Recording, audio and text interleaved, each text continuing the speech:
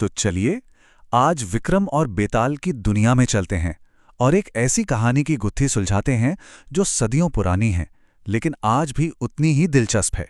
ये एक ऐसी पहेली है जिसमें एक राजा की जान दांव पर लगी है। तो कहानी की शुरुआत होती है एक राजा और एक प्रेतात्मा से, और उनके बीच हुए एक बहुत ही अजीब समझौते से। असल में यही समझौता पूरी कहानी की नींव है। अब देखिए, यहीं से कहानी का असली मजा शुरू होता है। राजा विक्रम एक ऐसी सिचुएशन में फंस गए हैं जहां से निकलना कह सकते हैं लगभग नामुमकिन है। देखिए, बेताल को एक योगी तक ले जाना है, वो भी बिना एक शब्द बोले।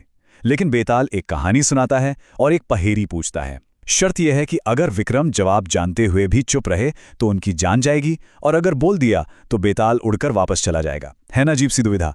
हमारी कहानी इसी अनोखी और कहें तो शापित यात्रा से शुरू होती है। मतलब दांव पे क्या लगा है ये बेताल साफ साफ बता देता है। कोई लाग लपेट नहीं, सीधी धमकी। तो अब राजा विक्रम के पास इस पहेली को सुलझाने के अलावा कोई और रास्ता बचा ही नहीं है।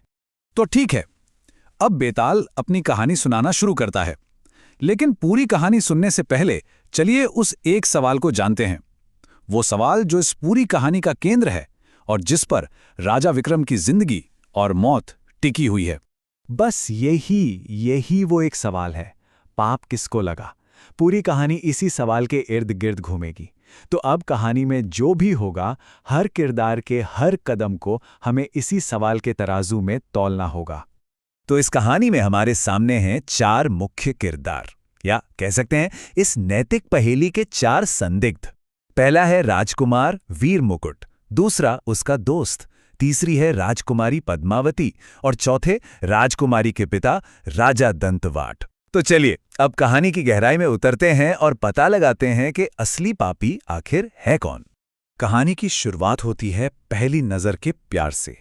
राजकुमार वीर मुकुट राजकुमारी पद्मावती को देखते हैं और बस दोनों एक दूसरे के हो जाते हैं। लेकिन कमाल की बात यह है कि उनके बीच एक भी शब्द का आदान प्रदान नहीं होता। उनकी बातें होती हैं इशारों में, एक बहुत ही अनोखी खामोश जुबान में। और ये भाषा कितनी मजेदार है, जरा देखिए। राजकुमारी एक कमल का फूल उठाती है, उसे अपने कान से लगाती है। इसका मतलब कि वो कर्नाटक की है।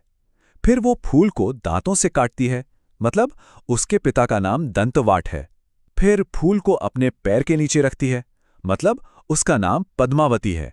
और आखिर में फूल को अपने दिल से लगा लेती है, यानी राजकुमार उसके दिल में है। क्या बात है। और राजकुमार का जो होशियार दोस्त है ना, वो इन सारे इशारों का मतलब एक झटके में समझ जाता है। तो अब जब सब पता चल गया तो अगला कदम था मुलाकात का।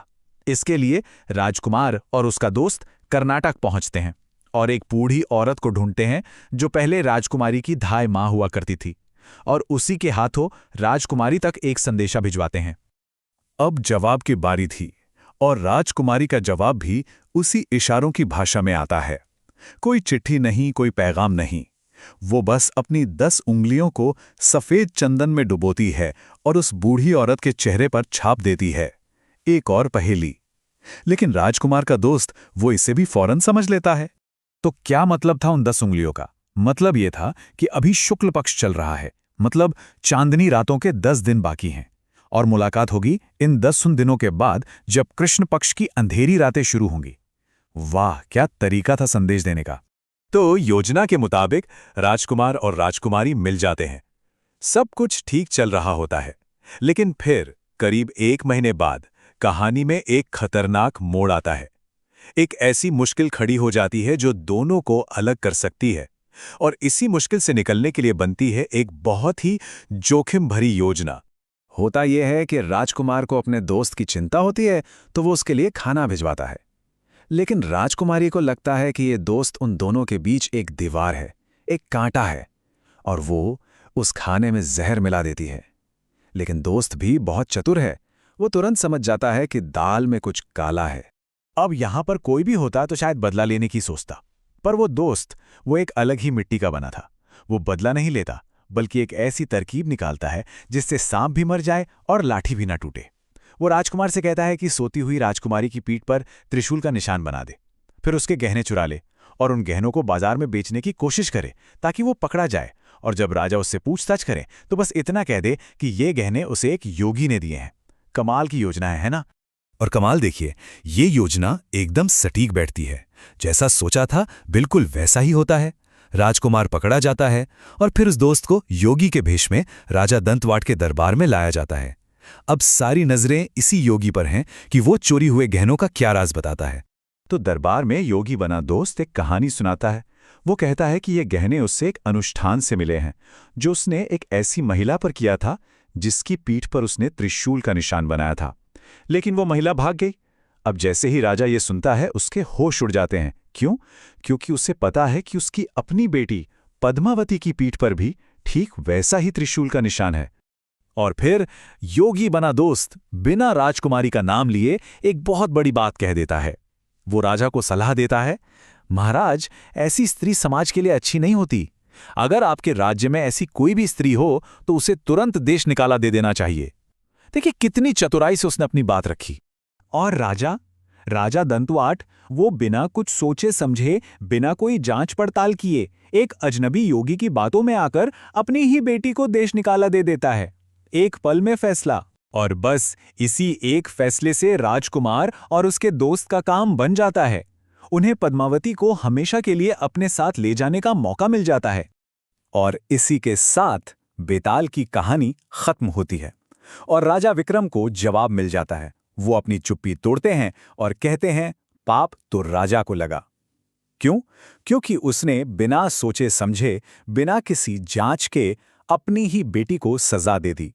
और जैसे ही विक्रम के मुंह से जवाब निकला, फुर्र, बेताल उड़ गया। विक्रम ने पहली तो सुलझा ली, लेकिन अब हमारे मन में सवाल आता है कि आखिर राजा ही क्यों? असली पापी राजा ही कैसे हुआ? चलिए इस फैसले के पीछे छिपे गहरे सबक को समझने की कोशिश करते हैं। चलिए एक एक करके सबको देखते हैं।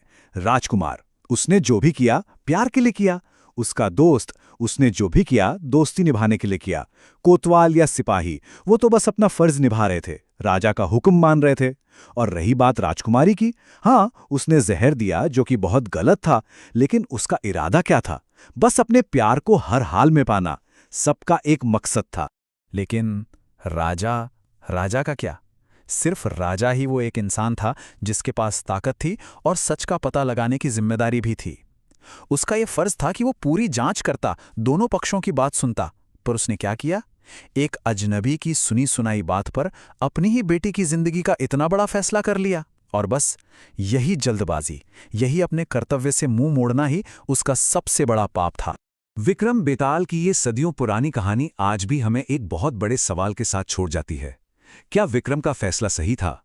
क्या वाकई में सिर्फ राजा ही पापी था, या फिर पाप का कुछ हिस्सा दूसरों के खाते में भी जाता है? सोचिएगा जरूर।